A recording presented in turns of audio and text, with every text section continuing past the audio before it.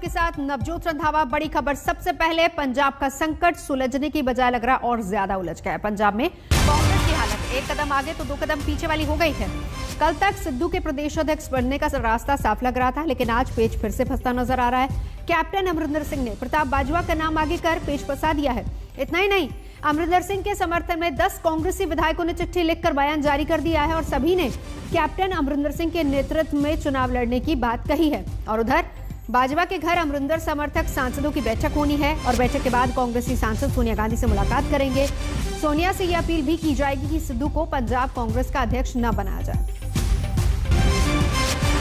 पंजाब की सियासत को बयां करती ये दो तस्वीरें। एक तरफ सिद्धू लगातार मुलाकातों के सिलसिले को जारी रखते हुए समर्थन जुटाते हुए, वहीं दूसरी तरफ सिद्धू के खिलाफ रणनीति बनाने में कैप्टन और बाजवा दोनों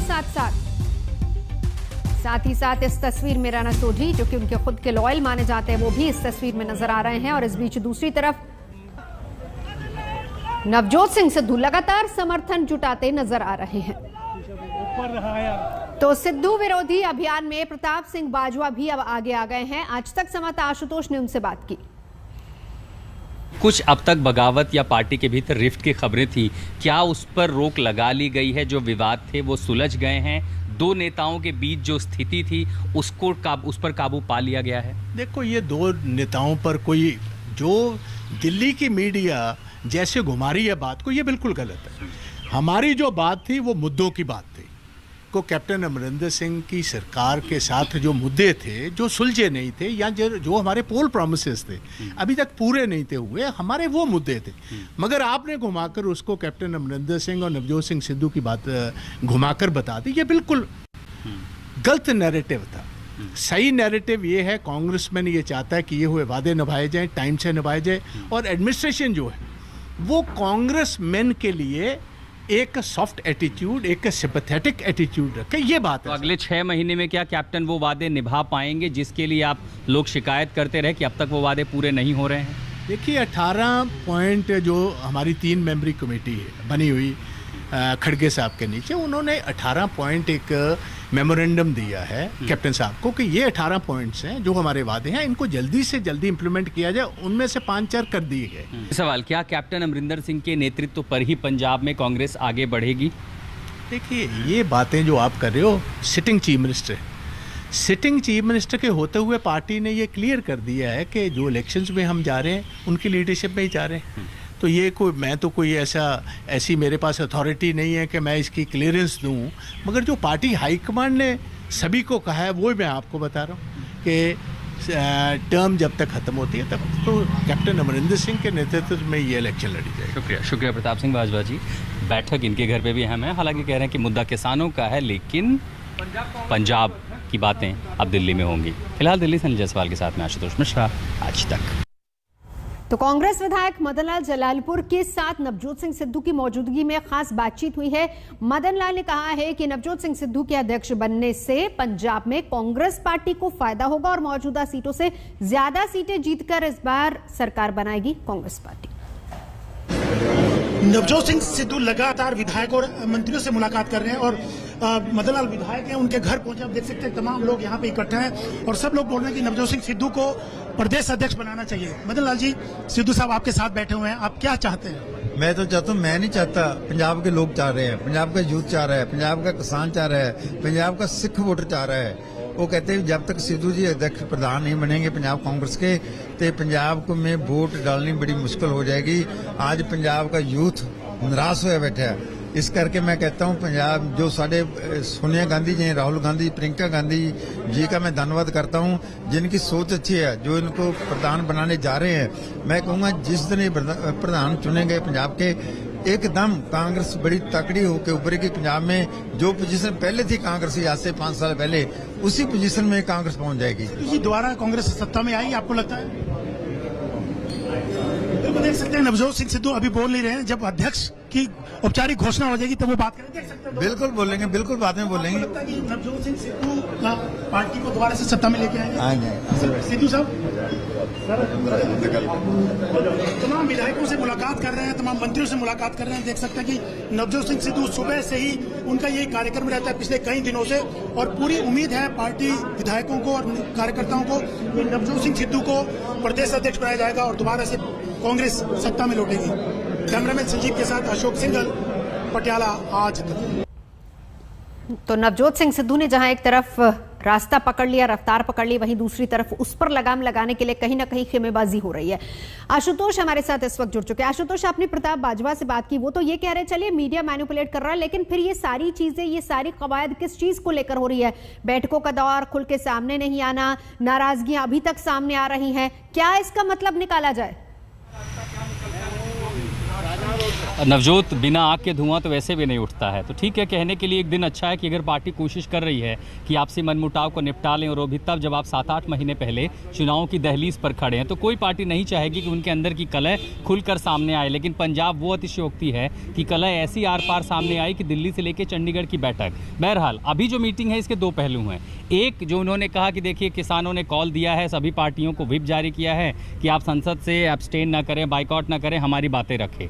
दूसरा, जो चंडीगढ़ में हलचल हो रही है कि चंडीगढ़ में जो हलचल होगी उस पर दिल्ली कैसे नज़र बनाए रखती है। अब यही प्रताप सिंह बाजवा बहुत ज़्यादा समय नहीं हुआ है जब खुद कैप्टन के खिलाफ लगातार ये आक्रामक तेवर दिखा रहे थे, लगभग बागी तेवर, वैसे ही जैसा कि आज सिद्धू दिखा रहे हैं। अब इनके घर पे बैठक हो गई है, तो इस समय मोहम्मद सिद्दीकी, शमशेर सिंह, जसवीर सिंह गिल और परनीत कौर, 4 सांसद पहुंच गए हैं, 5 लोग हैं। अब देखते हैं बाकी और कितने सारे आते हैं। वहाँ सिद्धू अलग बैठ के कर रहे हैं। तो दरअसल अब इस रिफ्ट के बीच में आखिरी रास्ता कैसे निकलेगा? तो हाईकमांड ने जो प्रस्ताव, जो लगभग अब सामने जितने नेता नहीं उससे ज़्यादा तो प्रस्ताव आ गए हैं सामने कि 4 कार्यकारी संपादक बना दिए, माफ़ कीजिएगा, 4 कार्यकारी जो हैं वो ऐसे प्रमुख बनाए जाएं कि जो प्रदेश की कमान संभालें। तो सिद्धू ये सोचेंगे कि अगर 4 प्रमुख वहाँ पर होते हैं तो मैं यहाँ क्या करूँगा, उनके हिस्से में क्या आएगा। अब कैप्टन को अगर मनाने की कोशिश होती है तो क्या वो जो बातें हो रही है कि भाई सिद्धू सार्वजनिक तौर पर माफ़ी मांगे, क्या सिद्धू माफ़ी मांगेंगे? तो इन सब पेच के बीच में दरअसल एक बात हो जाती है कि आखिर सबसे आगे झुकेगा कौन? किसी एक को कदम पीछे खींचना होगा, वो कैप्टन होंगे या सिद्धू होंगे। इन्हीं 2 लोगों को मनाने के लिए कि जब आप चुनाव लड़ने जा रहे हैं, बिना मनमुटाव, बिना सर फुटौल के, बिना लड़ाई झगड़े के चुनाव में एक साथ जाएं, ताकि अगर पंजाब में जो एंटी इनकम्बेंसी है उससे दूर होकर के पार्टी एक मुश्त एक मोर्चे पर लड़े। प्रताप बाजवा की बैठक में क्या निकलेगा, जब बाहर निकलेंगे सांसद कुछ बताने की कोशिश करेंगे, कुछ हो सकता है ना भी बताएं, लेकिन इस बीच कुछ खबर मिल पा रही है? Final announcement, Ashutosh, final announcement कब तक हो सकता है? कुछ खबर मिल पा रही है? 5 बजे एक प्रेस कॉन्फ्रेंस है नवजोत, कांग्रेस की ओर से एक 5 बजे प्रेस कॉन्फ्रेंस की जानकारी आई है। अभी ये संभावना है कि 5 बजे की उस प्रेस कॉन्फ्रेंस में सिद्धू की भूमिका कांग्रेस में पंजाब में क्या होगी उस पर औपचारिक ऐलान हो सकता है, लेकिन अभी तक ये सूत्रों के हवाले से आई खबर है 5 बजे की प्रेस कॉन्फ्रेंस जरूर कंफर्म है। बिल्कुल, चलिए उसमें काफी चीजें क्लियर हो जाएंगी, लेकिन इस बीच लगातार बैठकों का दौर जारी है। पहले दिल्ली, फिर चंडीगढ़, अब वापस दिल्ली। इस बीच आगे बढ़ेंगे। संसद सत्र के दौरान किसानों ने भी कूच करने का ऐलान कर दिया है। 22 जुलाई से किसानों ने कहा है कि वो संसद के बाहर विरोध प्रदर्शन करेंगे, ऐसी घोषणा उन्होंने की है। उधर दिल्ली पुलिस किसानों को मनाने में लगी हुई है कि वो विरोध का इरादा छोड़ दें। सिंघू बॉर्डर पर इसी सिलसिले में दिल्ली पुलिस और किसानों के बीच बैठक भी हुई है। उधर दिल्ली पुलिस कानून व्यवस्था के मोर्चे पर अपनी पूरी तैयारी कर रही है। आपको बता दें कि किसानों ने ऐलान किया है कि हर जत्थेबंदी से 5-5 किसान, यानी कि कुल मिलाकर 200 किसान संसद के बाहर प्रदर्शन करेंगे।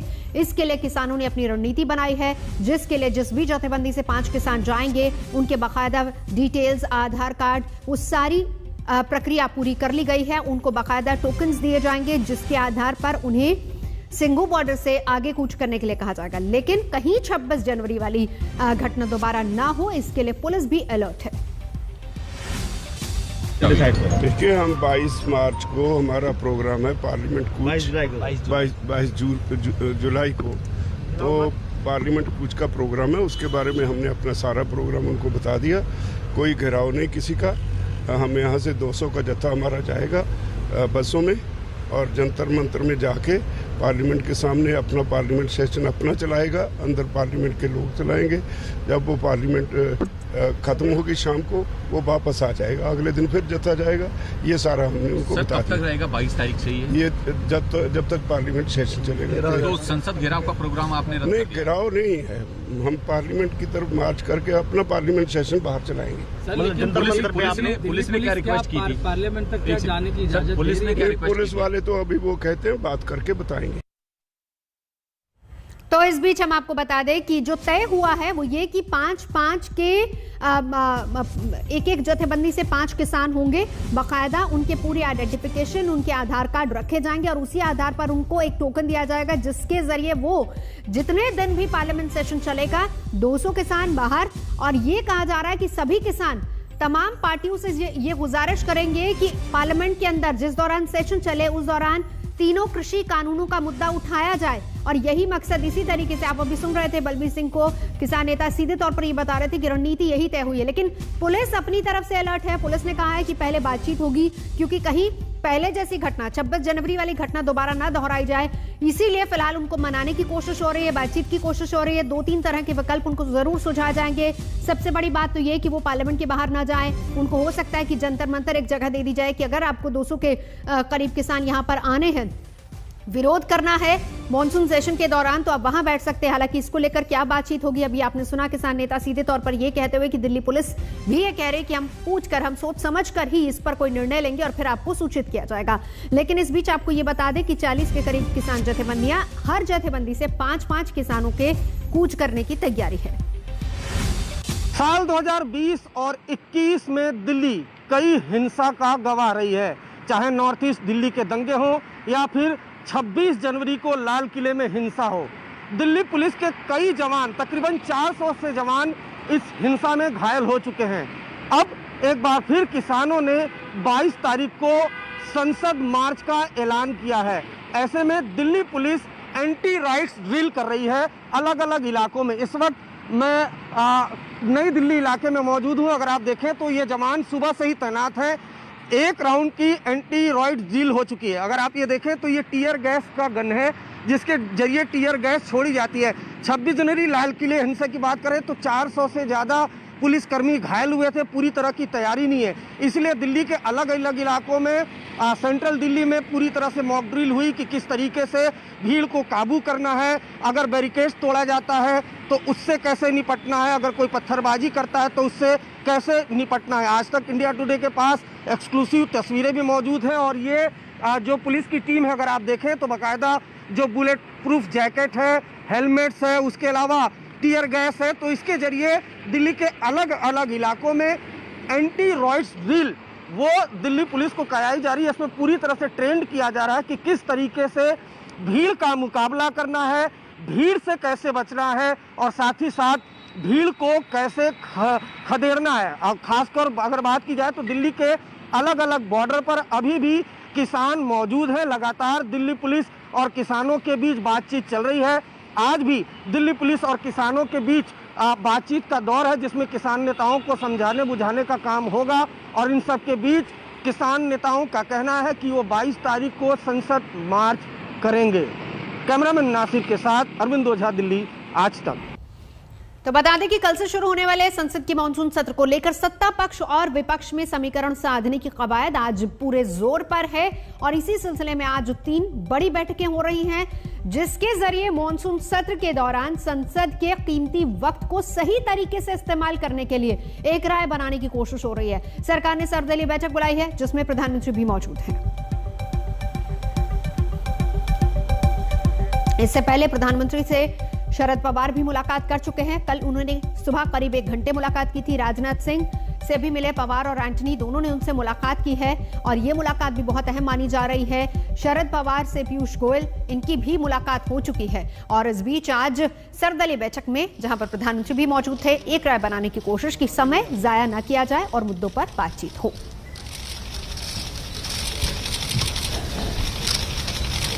22 जुलाई से संसद का मानसून सत्र शुरू हो रहा है और ये वो तस्वीरें हम आपको दिखा रहे हैं जहां पर सर्वदलीय बैठक में मौजूद हैं प्रधानमंत्री भी। और संसद सत्र से पहले ये बैठक बहुत अहम, अधीर रंजन चौधरी को हम देख सकते हैं, आनंद शर्मा यहाँ बैठे हैं, कांग्रेस का दल यहाँ पर नजर आ रहा है और रामगोपाल यादव यहाँ पर बैठे हैं। यानी तमाम विपक्षी नेता इस वक्त मौजूद हैं और बैठक हो रही है, इसलिए भी अहम कि सत्र का एक भी मिनट जाया न जाया जाए। यूपी चुनाव से पहले मायावती ने एक बार फिर से ब्राह्मण कार्ड खेला है। मायावती की पार्टी बीएसपी यूपी में ब्राह्मण सम्मेलन करवाने जा रही है और 6 जिलों में यह ब्राह्मण सम्मेलन होगा। आज मायावती ने एक बार फिर से खुलकर कहा कि यूपी में ब्राह्मणों के साथ छल हुआ है, बीएसपी ब्राह्मणों के हित में रक्षा करेगी। आबादी के हिसाब से देश के सबसे बड़े प्रदेश अर्थात उत्तर प्रदेश का सवाल है तो यहाँ की जनता वर्तमान में चल रही भाजपा सरकार की खराब कानून व्यवस्था व इस सरकार में जातिगत एवं धार्मिक द्वेष की भावना से लोगों का हो रहा शोषण एवं उत्पीड़न, बड़े पैमाने पर हो रहा शोषण एवं उत्पीड़न आदि किसी से छिपा नहीं है, जिसके तहत अब इस सरकार में यहाँ अपर कास्ट समाज में से खासकर ब्राह्मण समाज तो बहुत ज़्यादा दुखी है। हमारी चाहे सीटें कम थी पिछली बार, विधानसभा के आम चुनाव में सीटें जरूर कम हुई, लेकिन वोट का प्रतिशत हमारा कम नहीं हुआ।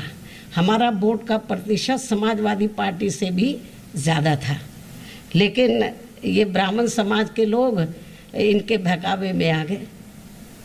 इन्होंने खूब साम दाम दंड भेद आदि हथकंडे इस्तेमाल किए। इनके बहकावे में आकर तो बीजेपी को एक तरफा अपना वोट दिया और इनकी 5 साल के लिए सरकार बनाई। पूरा भरोसा है कि अब ये ब्राह्मण समाज के लोग जो इन्होंने पिछले चुनाव में इनको इनके बहकावे में आकर अपना वोट देकर इनकी सरकार बना दी थी पूरे 5 साल के लिए, अब वो पछता रहे हैं। लेकिन अब मुझे पूरा भरोसा है कि अब ये लोग इनके किसी भी प्रकार के बहकावे में नहीं आएंगे। तो ऐसे में अब इस समाज को, खासकर ब्राह्मण समाज को फिर से ये जागरूक करने के लिए कि प्रदेश में अन्य सभी समाज के साथ साथ इनका भी हित हर मामले में हर स्तर पर बीएसपी व इस पार्टी की सरकार में ही केवल सुरक्षित रह सकता है। फिलहाल यहाँ रुकेंगे एक ब्रेक के लिए। आज तक पर खबरों का सिलसिला जारी है, देखते रहिए आज तक। मुनव्वर राणा एक बार फिर से विवादों में और इस बार उन्होंने सीएम योगी आदित्यनाथ पर हमला बोलते हुए कहा है कि यूपी में अगर योगी आदित्यनाथ फिर से मुख्यमंत्री बने तो मैं राज्य छोड़ दूंगा। मेरे सहयोगी समर्थ श्रीवास्तव ने उनसे बात की। मुनव्वर जी, क्यों आपने यूपी छोड़ने का मन बनाया? देखिए, पहली बात तो ये है कि ये कोई शर्त नहीं है कि अगर योगी बन गया तो हम छोड़ देंगे। अभी मुमकिन है योगी न बनाया जाए, योगी को डिफेंस मिनिस्टर बना दिया जाए कि जाइए गोलान की पहाड़ी पे घूमिए, दूसरा बन जाए। बात यहाँ योगी की नहीं है, योगी से कोई मेरा कोई जाति कोई झगड़ा भी नहीं है, विचारधाराओं का टकराव है। अपने आप तो विचारधारा भी नहीं, नाइंसाफी से इंसाफ का टकराव है। नाइंसाफी किसके साथ हो रही है आपके साथ? नाइंसाफी हमारे साथ नहीं हो रही है, मतलब ये जो समाज के साथ जो नाइंसाफी हो रही है, जो खास तौर से मुस्लिम समाज तो हमेशा ही निशाने पर रहता है।